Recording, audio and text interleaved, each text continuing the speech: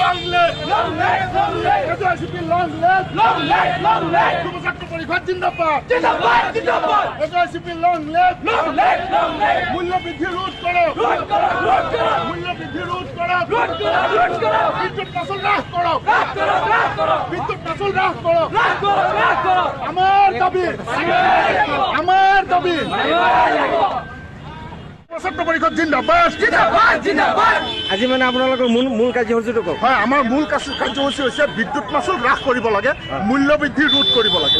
আজি অসম চৰকাৰে জনসাধাৰণৰ ওপৰত যিটো মাধমাৰ সোধাইছে, মূল্য বৃদ্ধি কৰি পেলাই বিদ্যুৎ মাচুল বৃদ্ধি কৰি পেলাই যিটো মাধমাৰ সোধাইছে, তাত অসমৰ জনসাধাৰণ উঙা হৈ পৰিছে। গতিকে আপোনালোকৰ মাধ্যমেদি আমি জনাব বিচাৰিছোঁ যে জনসাধাৰণৰ ওপৰত ইমান এনেকৈ যিকোনো বস্তুৰ মূল্য বৃদ্ধি হ্ৰাস কৰিব লাগে, বিদ্যুৎ মাচুল হ্ৰাস কৰিব লাগে। আৰু যদি সেইটো নকৰে তেন্তে অসম চৰকাৰক আমি সকীয়াই দিছোঁ। আমি অসম জাতীয়তাবাদী যুৱ ছাত্ৰ পৰিষদ কেতিয়াও বহি নাথাকোঁ। আমি আজিৰ দৰে এনেকৈ আমি আমাৰ আন্দোলন অব্যাহত থাকিব। দৰকাৰ পৰিলে আমাৰ আন্দোলন তীব্ৰৰ পৰা তীব্ৰতৰ হ'ব। ঠিক আছে, ঠিক আছে। জয় অসম! হয়, চাওক চাওক, বিদ্যুৎ বিভাগে অসম চৰকাৰে আজি জনসাধাৰণৰ ওপৰত যিটো মাধমাৰ সোধাইছে, আজি বিদ্যুৎ মাচুল ইমান কিয়